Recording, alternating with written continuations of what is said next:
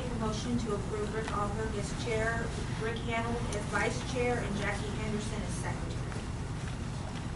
Sure walked out of that. Yeah, before you even had You makes the first wins. Okay, well, Bruce, you and I are fine.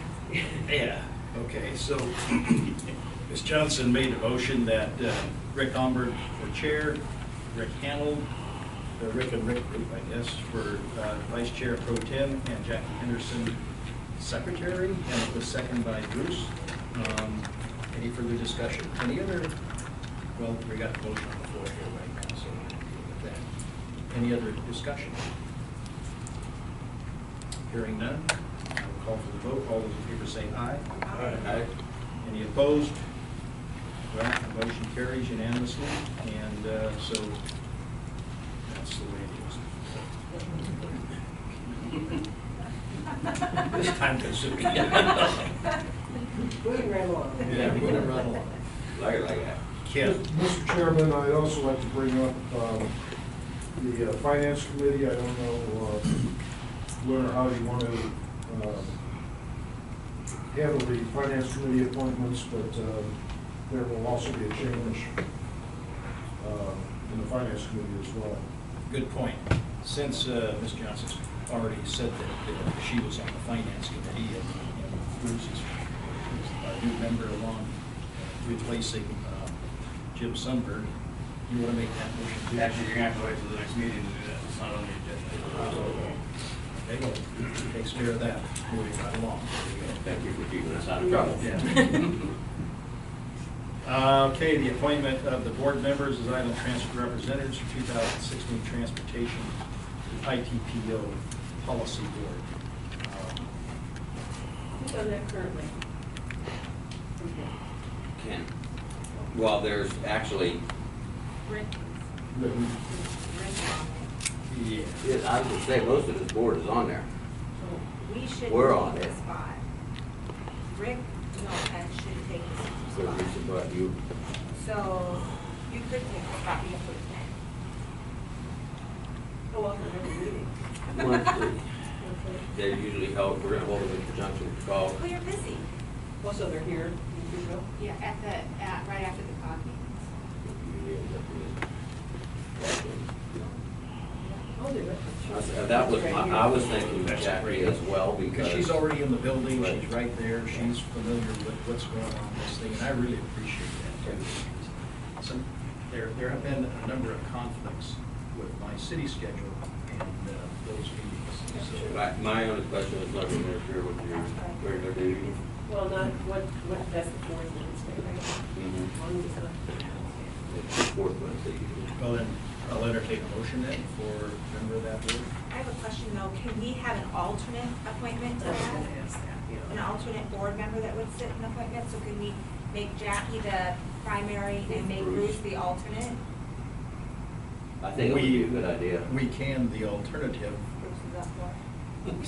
since we're having a discussion about this, the two of you are already in the building. You know, he's gotta come all the way, I mean, if you're willing to do Well, it. but we We are- represent the Board of Island County Commissioners. Oh, yeah. We're required to be Yeah, on it. Yeah, okay. So, looks like they're talking about you being the alternate in case Jackie You don't see that? can't. No, that's right. I would make a motion to appoint Jackie Henderson as the PTA board member, representative to the 2016 Island Transportation Planning Organization, and Bruce Allen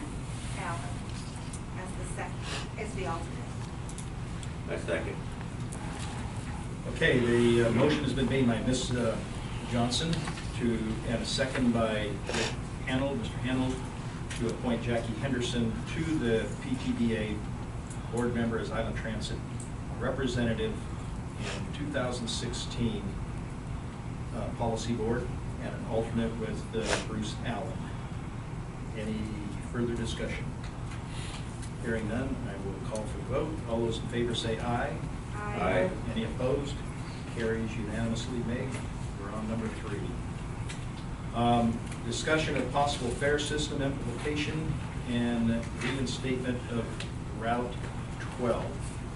And Ken, I guess you will present. So, thank you, Mr. Chairman. In December, the peer review group, which was organized by WISDOT, Public Transportation Division, to consider fares for Island Transit, gave the board their final presentation. And that was in December. At the last December meeting, that information was presented to the board, and at that time the staff was given direction to move forward with consideration of the implementation of fares as well as the implementation of 412 and what the various impacts, effects, and issues were related to both 412 and the fares. So what we've done is put together a presentation going over some of the history, some of the present issues, present concerns, the funding aspects of 412, as well as the some of the revenue projections relative to implementation of fares for 411 and 412.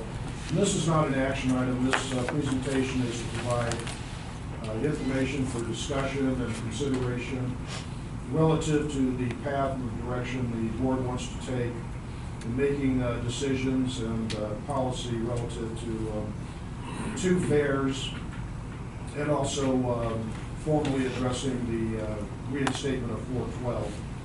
And we put a timeline to some of these things. The timeline can be changed, but for purposes of discussion, we have put timelines and certain recommendations in certain areas of the presentation, which you'll see.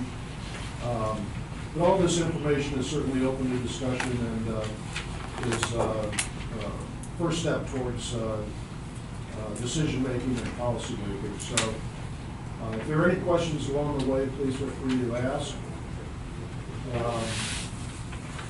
think you all have been provided a copy of the presentation. And I'll go ahead and start with it.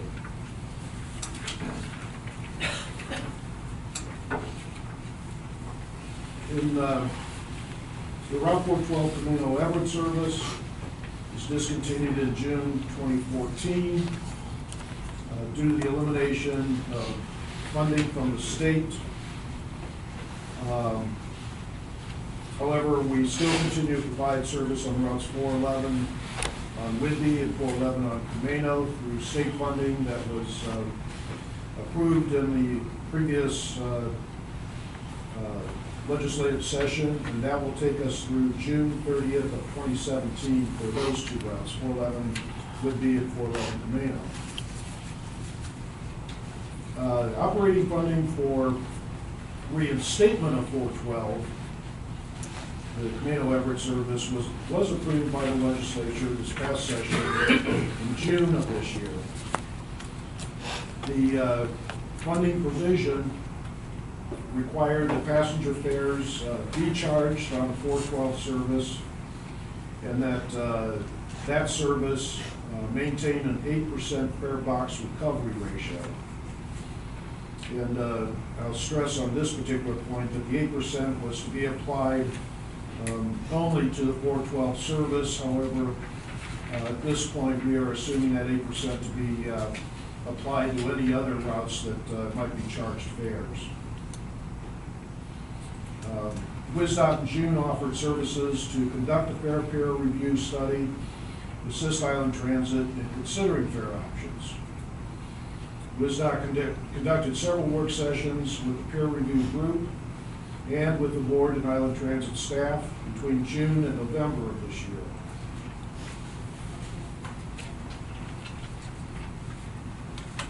The peer review team presented its recommendations to the Island Transit Board in December of 2015. The prominent recommendations were to begin charging fares on commuter inter-county services, which in this case would apply to 411W and 411C, as well as the new 412, or reinstated 412. Their suggestion was to establish a $2 fare, base fare, which would be consistent with the current fares charged by Whatcom and Skagit transits for the same type of service, inter-county service. They also recommended adopting a fare policy. Several months ago, I provided the board with a draft sample fare policy. I will update that document and get it to the board for further review with more information and more detail based on what's transpired in the last few months, and maybe take a look at it and ensuring that it complies with what we're attempting to implement here. Peer review group also recommended that the board and staff analyze in 6 to 12 months the results of the commuter, the county connector service, to look at the ridership, the revenue collected from fares, to determine if it's something feasible to apply to local routes within Island County as well. They also suggested, and we as staff and the board have discussed, the purchase of electronic fare boxes. And we, staff, is planning to include that in our upcoming TDP for hopeful purchase and installation within 2 to 3 years. That would also coincide with new fare boxes being purchased for Skagit and Whatcom counties, so that we could be a part of a 3-county regional system with consistent fares and fares that are based on regional travel rather than just local county by county travel. December 2015, staff was directed to develop a fare implementation proposal for routes 411 Whitby, 411 Tomato, and 412. I wanted to highlight some of the considerations, some of the issues or concerns that the board should take into account and analyze, review, and eventually come to some decisions on. One area is for fare policies and issues. That there will need to be an adoption of a fare for inter-county commuter service routes 411 and 412. Again, the general recommendation of the peer review group was $2.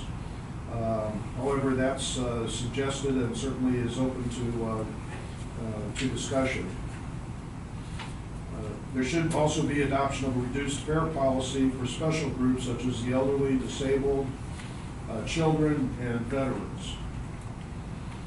We should also be in discussions with Everett Community College and Skagit Valley Community College to implement a reduced or subsidized student fare program, which are already in place with Whatcom and Skagit transits.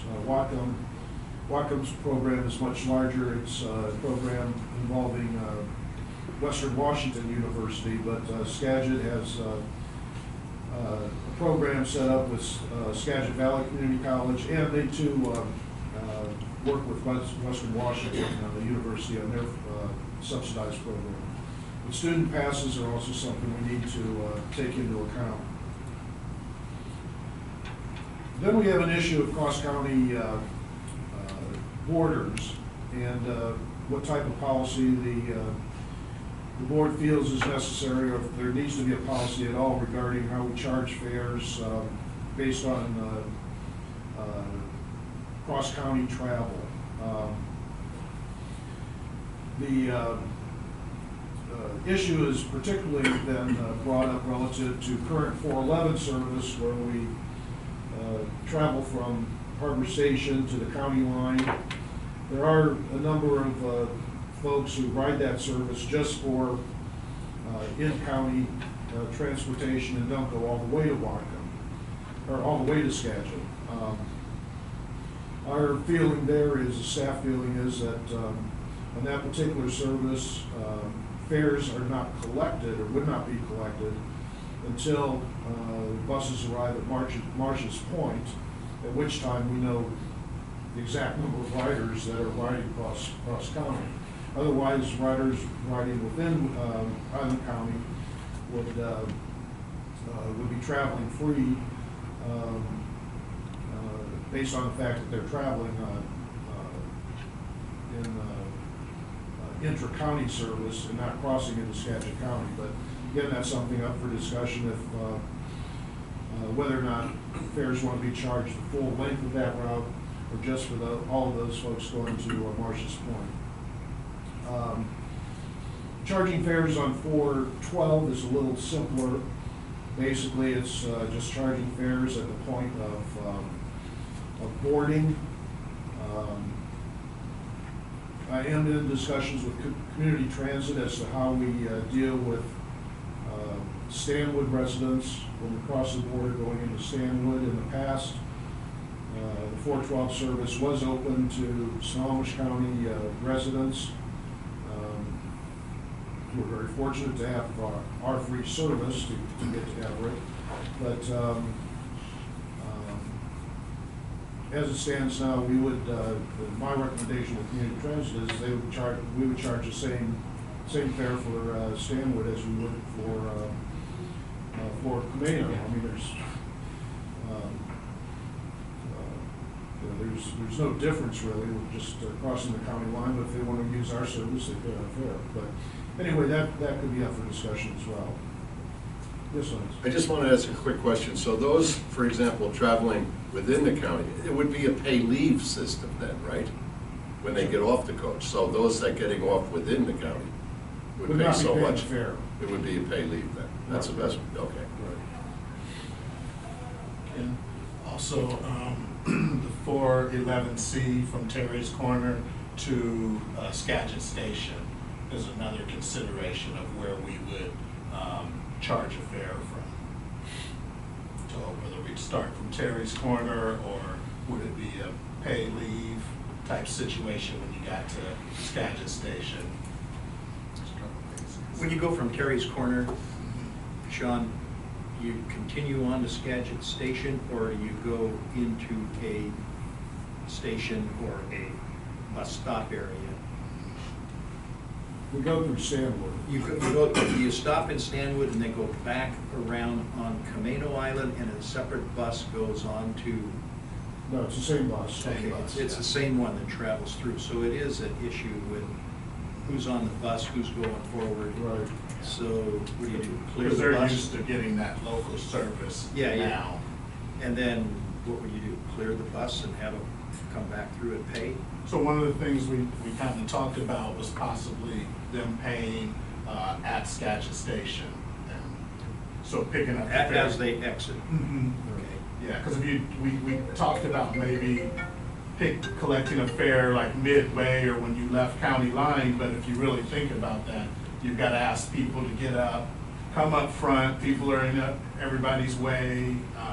They may have bags, so it's something to think about. I think we'll sort some of this out at the public hearings.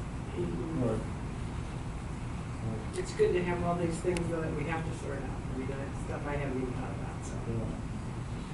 Well, that's the reason for this presentation too, is to get some of this information out, and there will be more, certainly.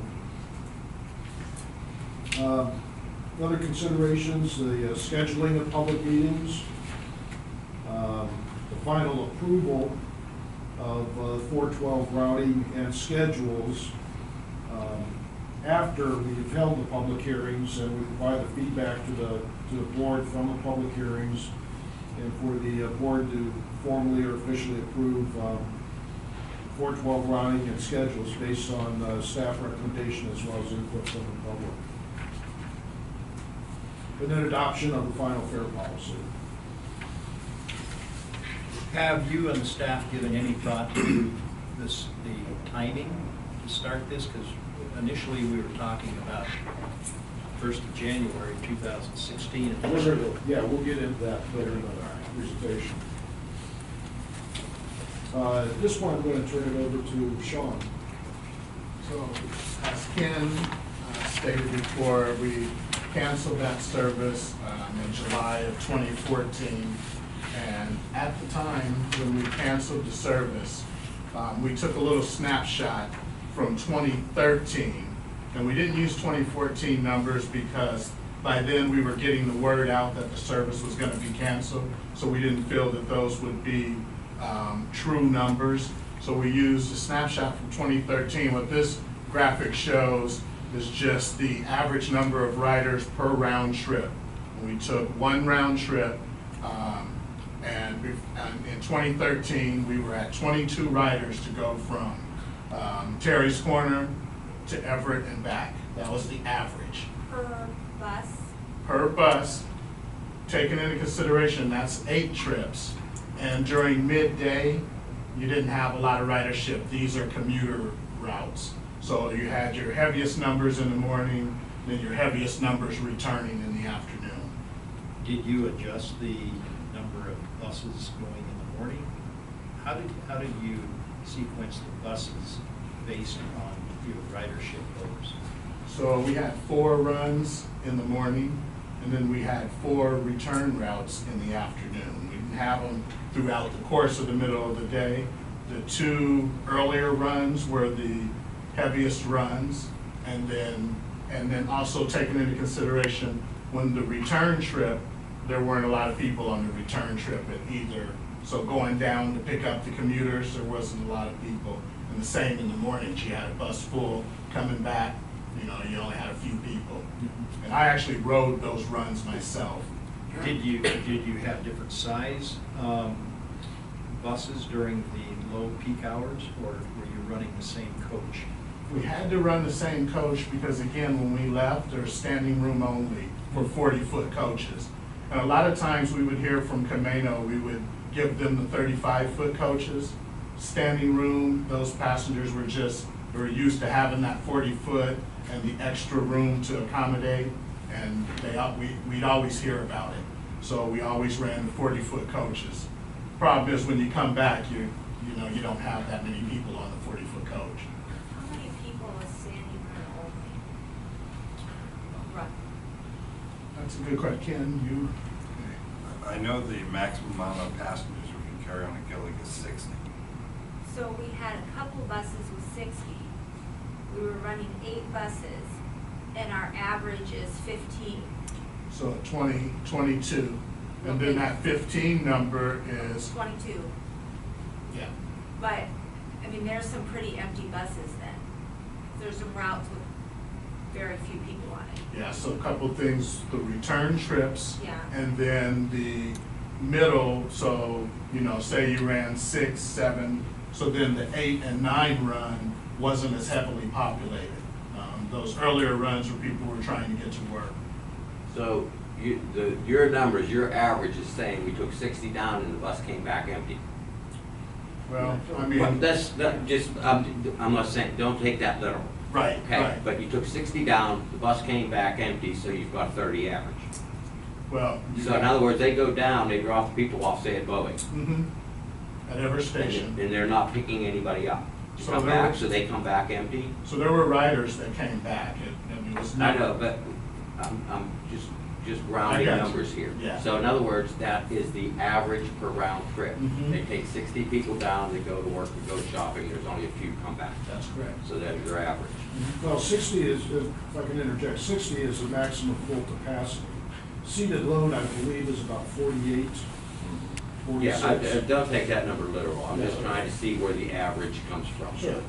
Okay, so my question is if you're taking them all down there, but they're coming back empty, somewhere along the line, the people gotta come home. Right. So in the afternoons, you're taking down let's use the word, less full bus, and you're filling the bus to capacity and coming back, and that's where your average comes. That's correct. So why can't we just leave the bus sit down there? Would it make more sense to leave the bus sit down there till it's filled up to come back in the afternoon? Instead of coming back almost empty? Yeah, that's something we would have to, work out with the other transit system. I'm not sure, how to answer that at this time. We'd have to look into that. That is something definitely to consider. Also, there's kind of a economy of scales in doing that too. For this few trips, I don't know if that would be, it's certainly a possibility. I don't know how the numbers would work out, but for example, community transit has, 100 or so buses going to downtown Seattle in the morning. And many of those buses, they park downtown. I assume they still park them downtown. And then run their drivers back with vans or bring them back on empty buses. But on a larger scale, that's very practical, and that's something that community transit does. On a small scale, I don't know how that would work out. Sean and Ken, did you and your staff discuss the possibility of collaborating / contracting with community transit? Because community transit is running that route too, and also Skagit, I believe, is running that route. Maybe we're better off collaborating with the other transit agencies, because they, during the day, during the low peak hours, they may have buses that are available and more full, where maybe we're servicing peak hours, they're getting paid some type of prorated amount to do the non-peak hours for us. And was that discussed within your group? Is that a part of a? So that would be a Ken question on that. We would just need direction to do that. Okay, Yeah. we're balancing loads. Right, And, right. and we're paying the same tax dollars essentially That, for 3 different agencies to cover the same territory. right, that is something we can look more closely at with community transit. However, we have looked at kind of a hybrid of what you're referring to later on in this presentation. Okay. Where we're trying to be more efficient with the number of dollars we have to spend, as well as the type of service being provided. So, got a little bit of a hybrid we'll show you a little bit later on. Okay. Along that same line, before we get to that, does this grant allow us the option to just completely contract with Skagit Community Transit and provide them all of the grant money and allow them to run the service so that we're not involved in that at all?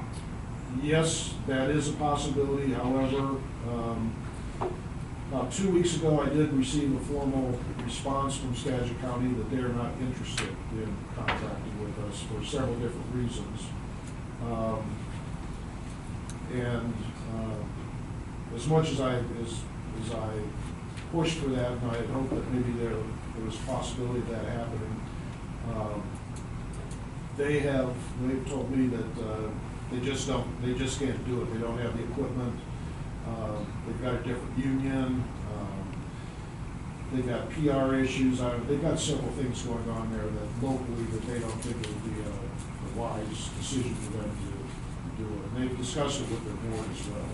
So they can afford then to lose the $500,000 grant funds if this board decides not to do 412? I mean, that means that they don't get their money either. Well, I don't know if they can afford it or not. Well, I mean, that's, if we choose not to do it, Yeah. they don't get their money, right? Yeah. So,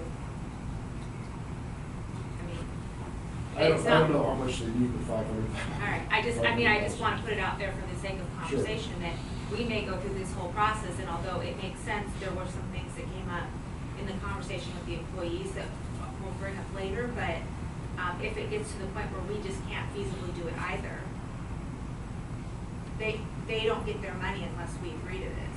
Right. Right.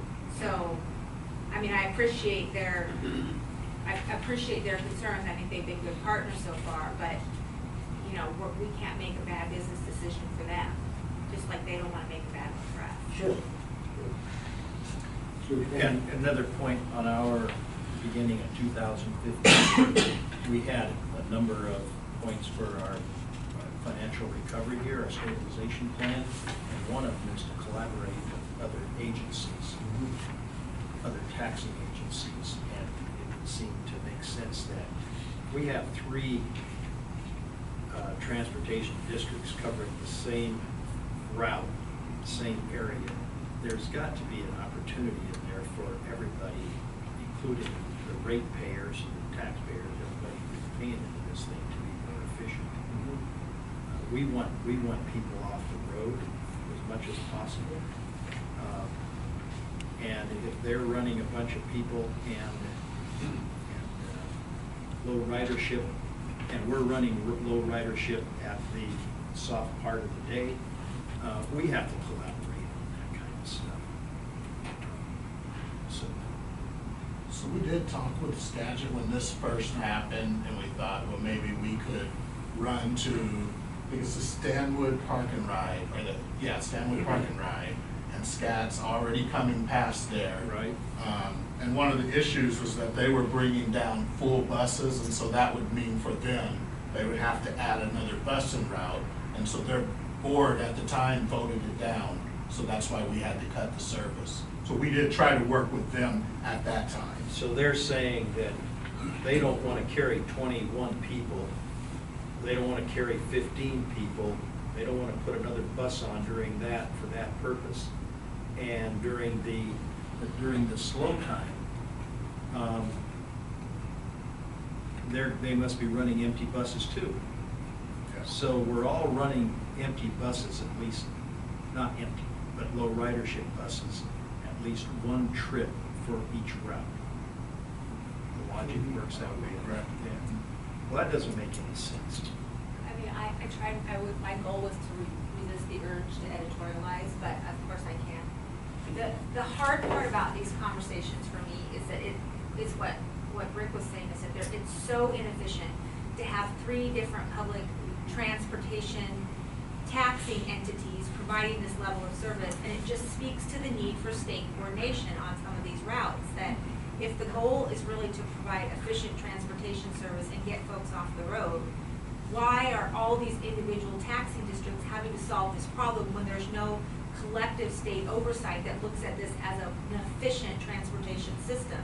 And they're giving each of those districts grant money to do it. I mean, it just, this siloing and compartmentalization of this transportation system by county is a little archaic when you're talking about regional connections. And I just think that WASDOT needs to give some more thought to their, I realize that you can't do a thing about it, Sean, but it's mind-boggling to me how each entity has to solve their own regional connectivity problem, and why that isn't a conversation happening up here and then each entity focuses on localized service.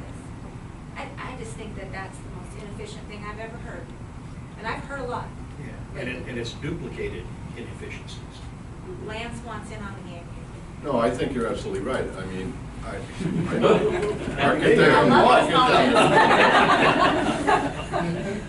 Destroying our relationship. Adjourn now. But seriously, I mean, that's correct. I mean, when you look at just the Puget Sound region, you go down with Pierce, King County, Community Transit, Skagit, Whatcom, Island Transit, there has been for years not a lot of loud voices, but people going, why can't we have one regional? But there's so many other things that come into play. For some reason, the population kind of likes having their own agency, and then it's represented by different unions and stuff like that, excuse me, but, you know, and so then you have different economics in different areas. For example, I had contracts with Clallam in Jefferson County. I loved going over there. It's like coming over here, it's a whole different atmosphere than King County was, or Pierce was, you know? And people took a lot of pride and they wanted their own because they felt like here, Island Transit takes care of our people over here. And the same with Clallam and Jefferson. Much different than Pierce and King County, you know? So you're right though, there has been people saying, why aren't we doing this? The regional part. Yeah, exactly. So anyhow, just wanted to throw those 2 cents in, but you're right. Anyhow. So that, Mark that on the calendar.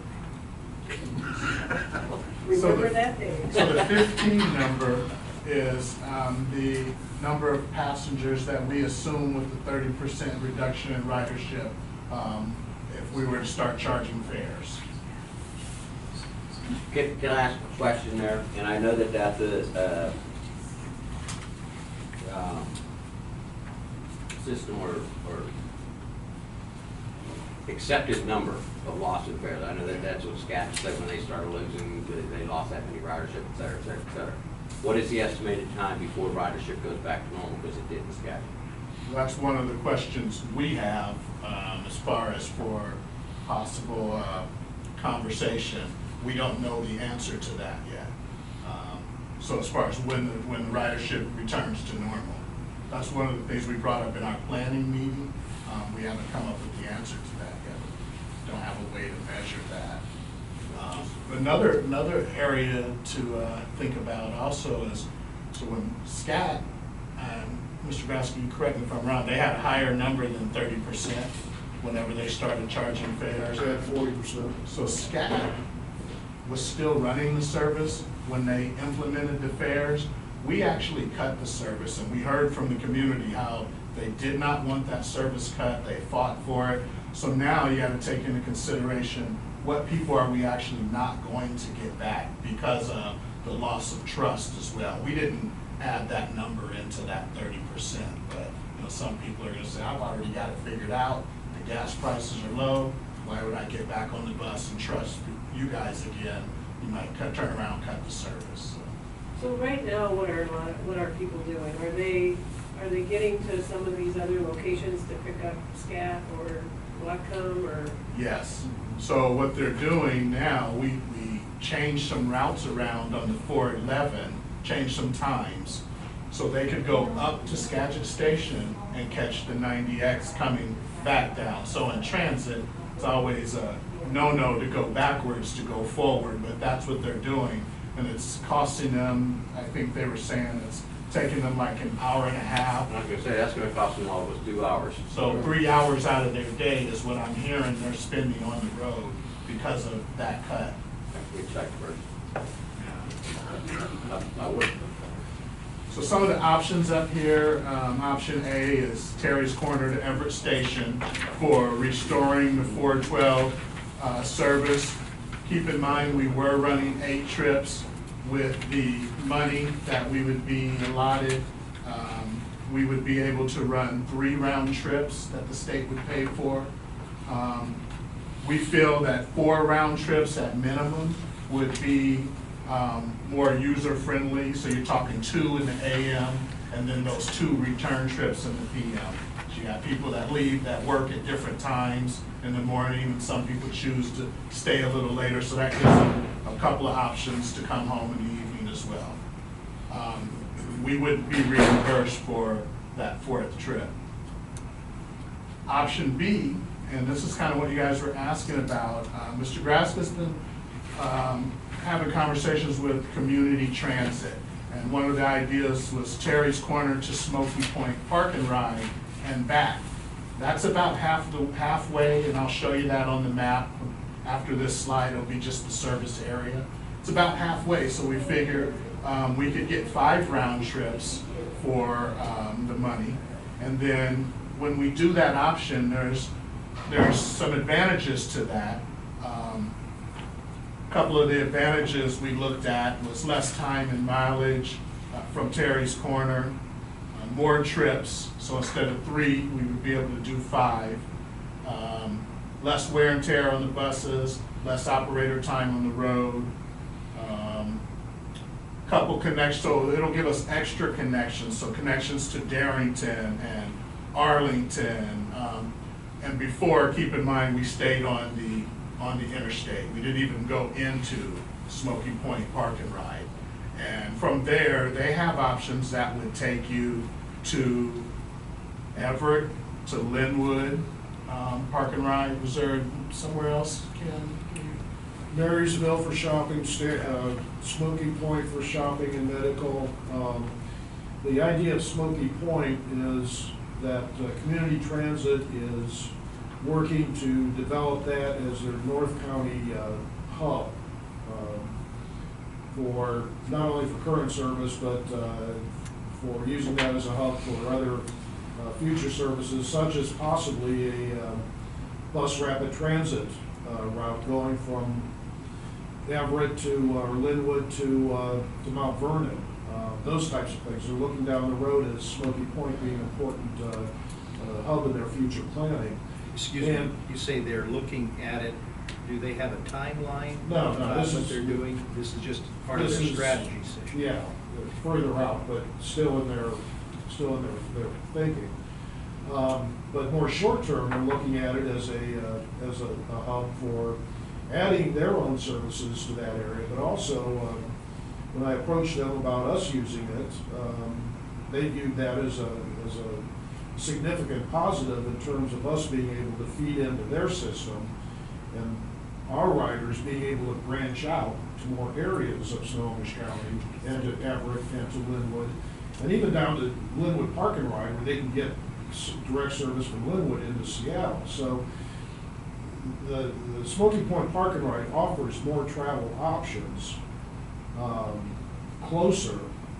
For example, the medical and the shopping, there are a lot of facilities at Smoky Point that Camino residents can use rather than having to go all the way to downtown Everett. So, so there are, there are a lot of positives to that. One negative is that the people going to downtown Everett would have to transfer to a community transit bus. They do have express buses going from Smoky Point to downtown Everett. So, Are they doing that right now? yeah. But is part of that then that on the Terrace Corner to Smoky Point option B proposal, that a rider would pay $2 for that connection, and then they're gonna pay $2 when they enter on, Or use an Orca card or whatever the. but the cost goes from $2 to $4 Yes. for the consumer, for the rider? Right.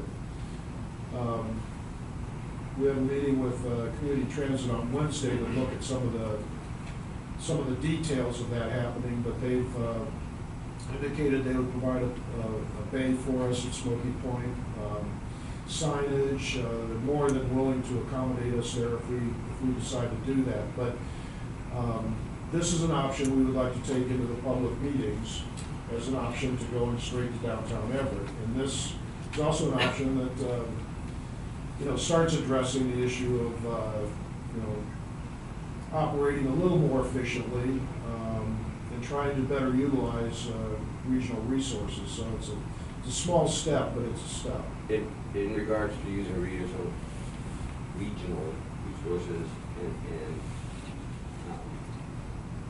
in conjunction with Jill's comment about it costing the consumer now $4, have you discussed with community the option if somebody gets off of Island Transit and just transfer it over to their bus, they got a stamp on their hand or they have a pass. I remember growing up in Pittsburgh, the Port Authority there at buses, if I was getting off this bus to go to the next bus, from that bus to another bus to get where I was going, I had a little piece of paper that says, hey, I've already paid, I'm good. Community and then That that is- have been addressed, because that's to part of double our charge the discussion. customer, we're gonna lose drivers. That's part of our discussion Okay. with them. And then also with that, Rick, consider this.